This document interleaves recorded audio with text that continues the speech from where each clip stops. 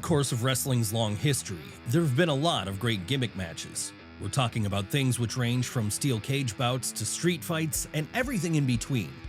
That said, perhaps none have ever been as successful and as popular as the Royal Rumble. How did this famous 30-man battle royal get started, and what path has led it to the point it's at today? Well, that's exactly what we're going to be looking at right now in the entire history of the Royal Rumble. Of course, battle royals, matches which involve multiple people being in the ring eliminating one another until only one person remains, have long been a staple of pro wrestling.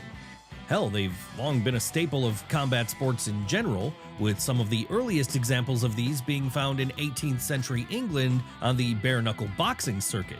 So it should be no surprise then that this was a common trope to be found inside the squared circle during the territory days, with the idea that eliminations happened after someone was thrown over the top rope eventually becoming the standard agreed upon rule everywhere.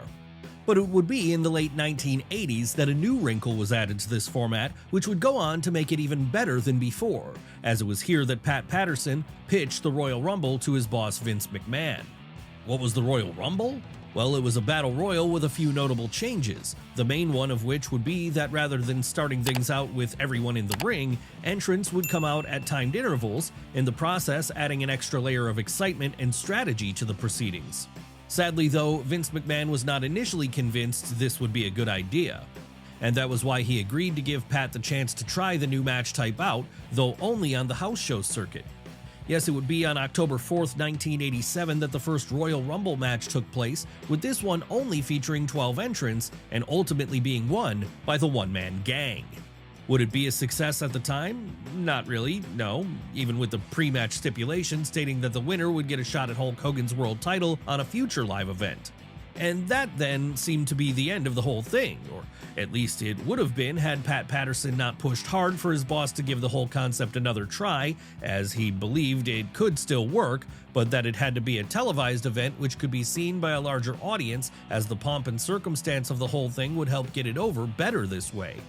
Thankfully then, McMahon would agree that there was still something there with the Royal Rumble, and that it may in fact be a good way to expand WWF's big show calendar, something he was looking to do here after the success of the Survivor Series in 1987. So, deciding to roll the dice, he'd pencil it in as a USA Network special on January 24th, 1988, and would this time expand the field to a full 20 competitors. And that would prove to be the missing ingredient as it happened, because now with more people in the bout and the spectacle of it being on television giving it an added importance, this show would be a huge success for the company.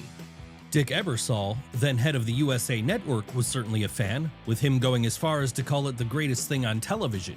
So once things were over and Hacksaw Jim Duggan was standing tall as the winner, it was already clear this was a concept which was going to be repeated.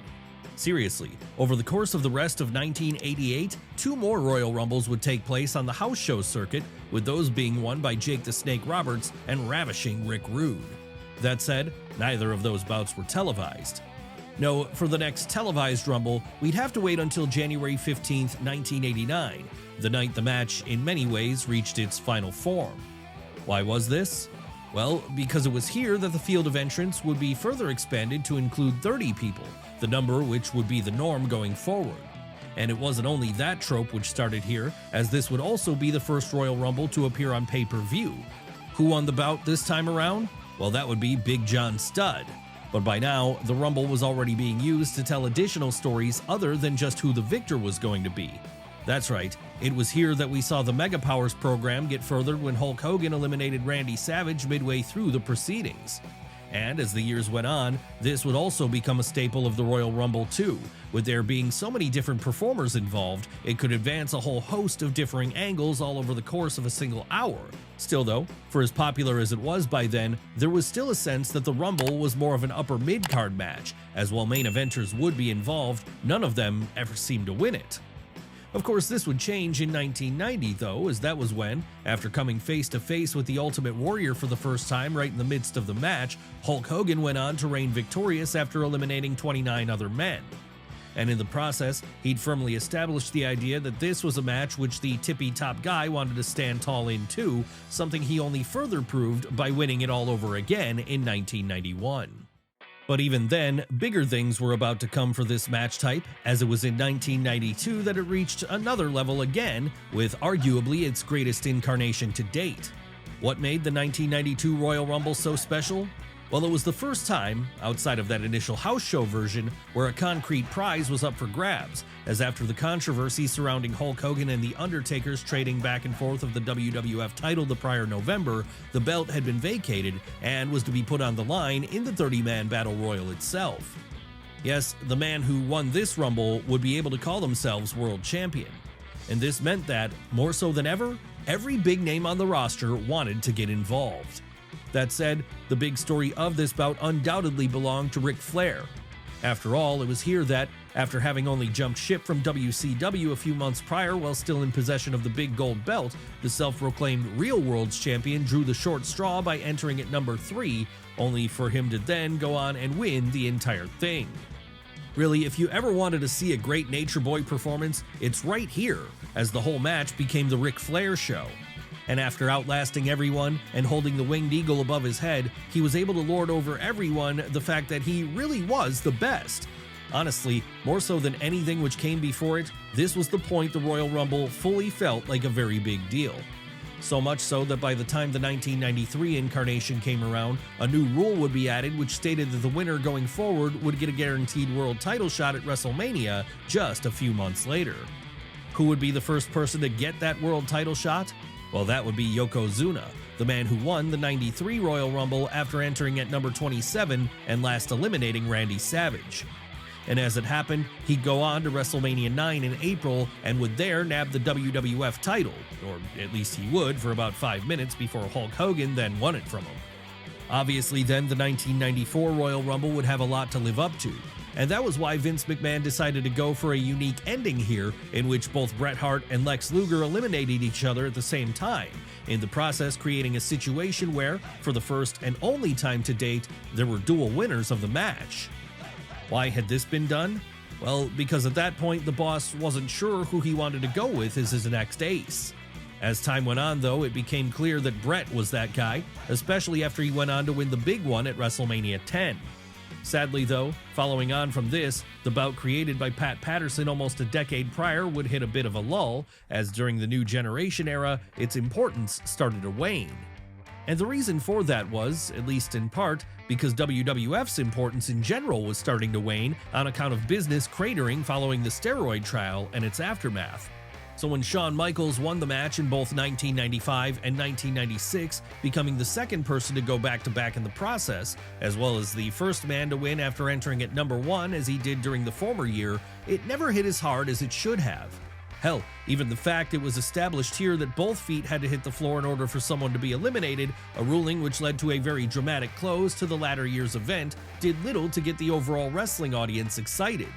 And that would be the same in 1997 when, in one of the more creative closes to the Rumble ever, massively popular heel Stone Cold Steve Austin simply rolled back into the ring after he was eliminated and the referee never saw it, with this allowing him to win in the most roguish of fashion possible, something which only made him all the more popular with the late 90s audience.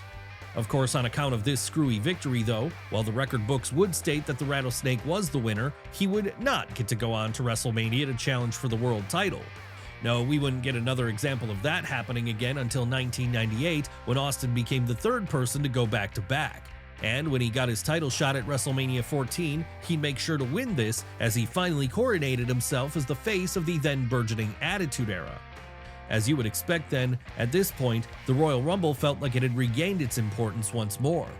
So much so, in fact, that even the mess which was the 1999 version of the bout, the one which pretty much revolved entirely around Steve Austin and Vince McMahon, and which was eventually won by the boss himself, wasn't enough to slow things down. Of course, that was still generally seen as being a bad Rumble.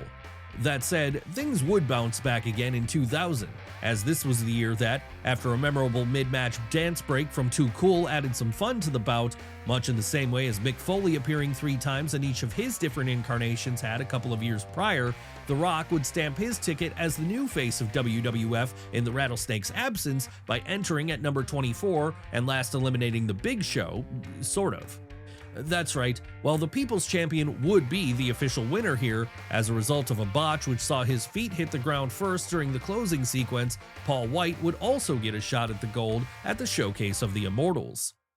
In the end, however, neither of them would win during this show, as once WrestleMania 16 was over, Triple H would still be on top, with this marking the second time a Rumble winner had failed to win their follow-up title shot after Shawn Michaels had first done the same in 1995. Well, third if we count that corporate Rumble which happened on Raw in 1999 and which was won by China, but we're inclined to not include unofficial or lesser versions of the match going forward for the purposes of this video, as there would be too many which occurred on house shows and episodes of weekly TV to get through. No, what we'll focus on instead is the 2001 match, another contender for Best Royal Rumble of all time, as this was the one where, with the likes of Steve Austin, The Rock, The Undertaker, Kane, and Rikishi all being involved, for the first time in a long time, it wasn't clear heading in who was going to win. Of course, in the end it would be the Rattlesnake who came out the victor for a record third time, with this allowing him to go on to WrestleMania 17 and reign victorious. But that wasn't the only notable thing about the 2001 Royal Rumble, as this was also the one which in many ways marked the start of the surprise entrant, something which happened when a legend from the past appeared here in the form of the Honky Tonk Man. As the years went on, this would become another staple of the bout. Hell, it would be what led to Mr. Perfect reappearing in the 2002 version, the version which was ultimately won by Triple H. And it would also be what led to further names from the past coming back in 2003 and 2004, the years in which Brock Lesnar and Chris Benoit both reigned supreme.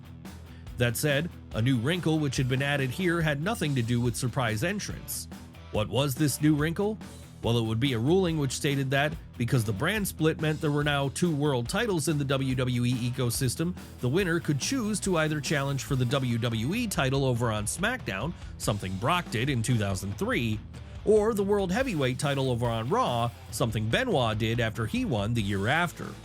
However, the big Chris Benoit win, the one which saw him become the second man to enter at number 1 and outlast 29 other competitors, is not the one you're going to see celebrated today for obvious reasons.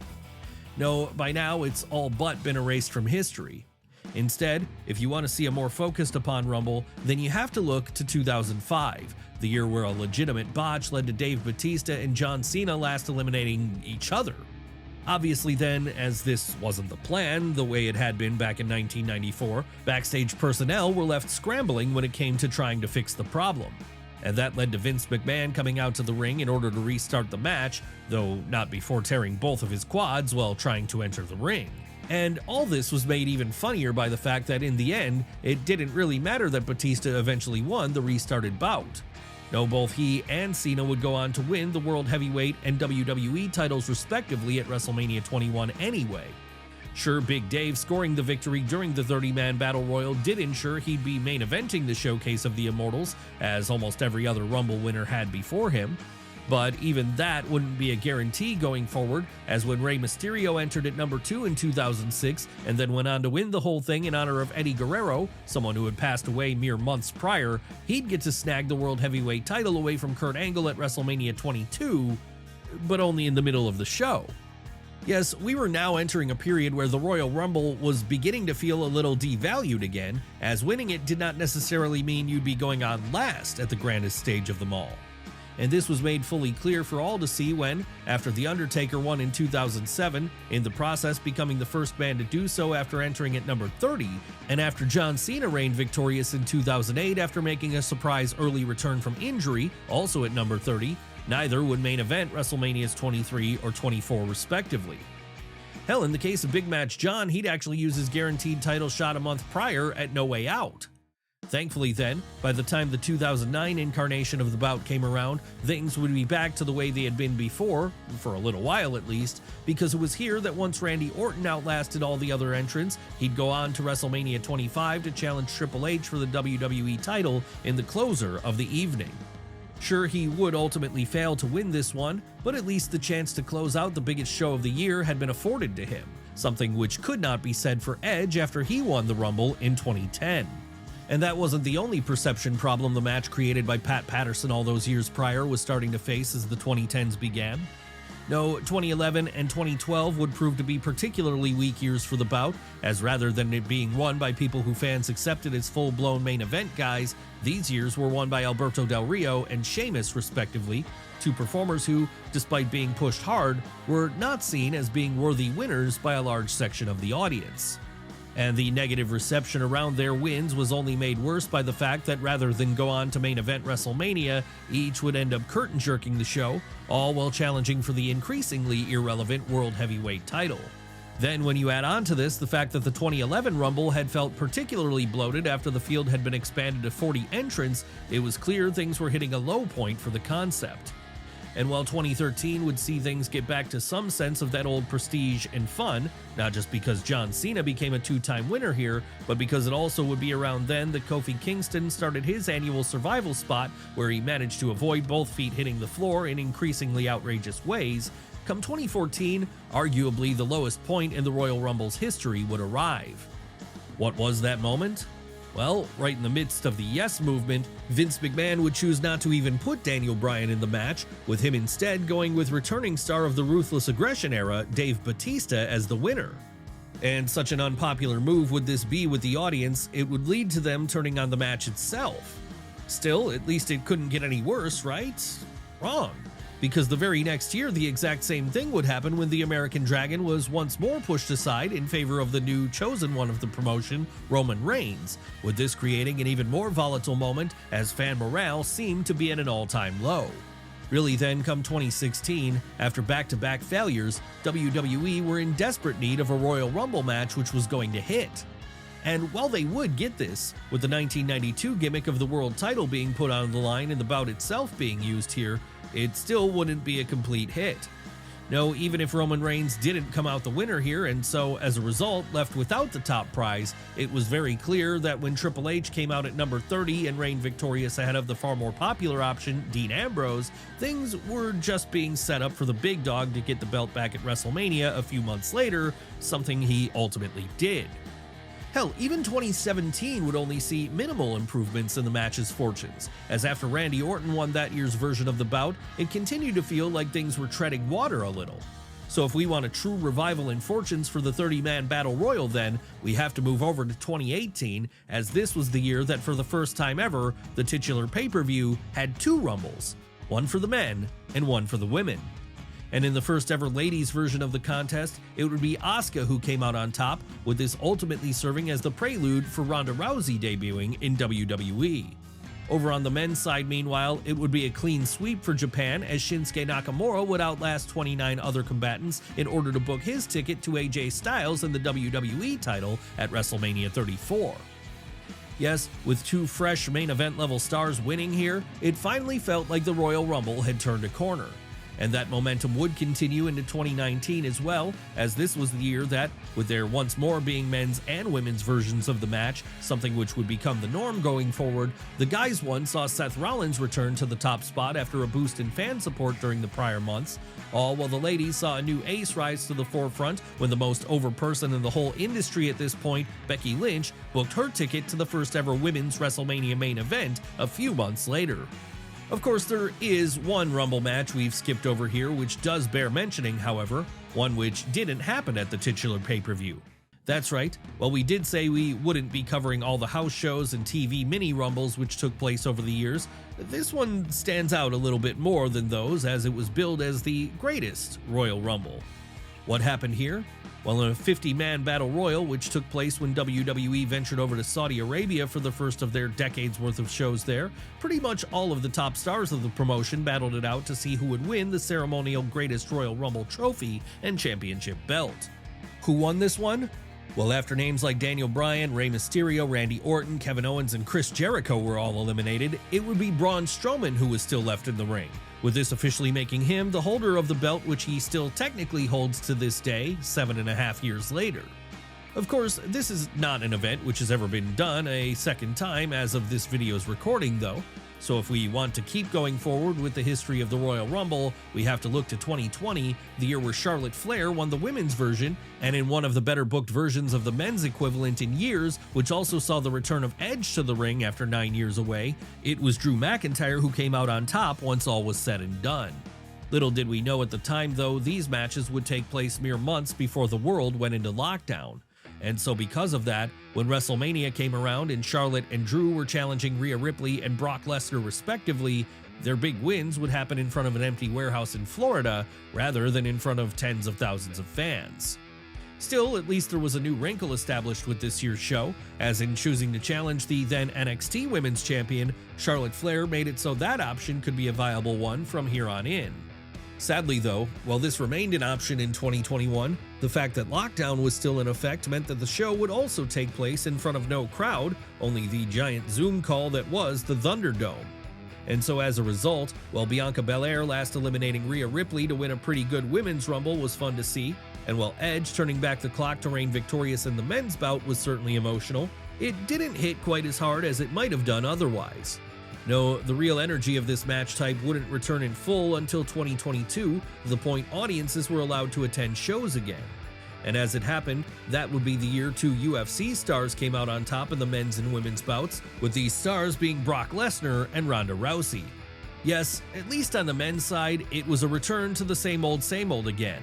That said, while we didn't know it at the time, change was in the air, because by the time the 2023 edition of the show arrived, Vince McMahon would no longer be the one fully booking the show, and that meant two fresh faces would get to rise to the forefront here when, in the ladies' contest, Rhea Ripley finally ascended to the top of the card, all while in the guys' equivalent, Cody Rhodes took the next step in the journey towards finishing his story by outlasting 29 other combatants.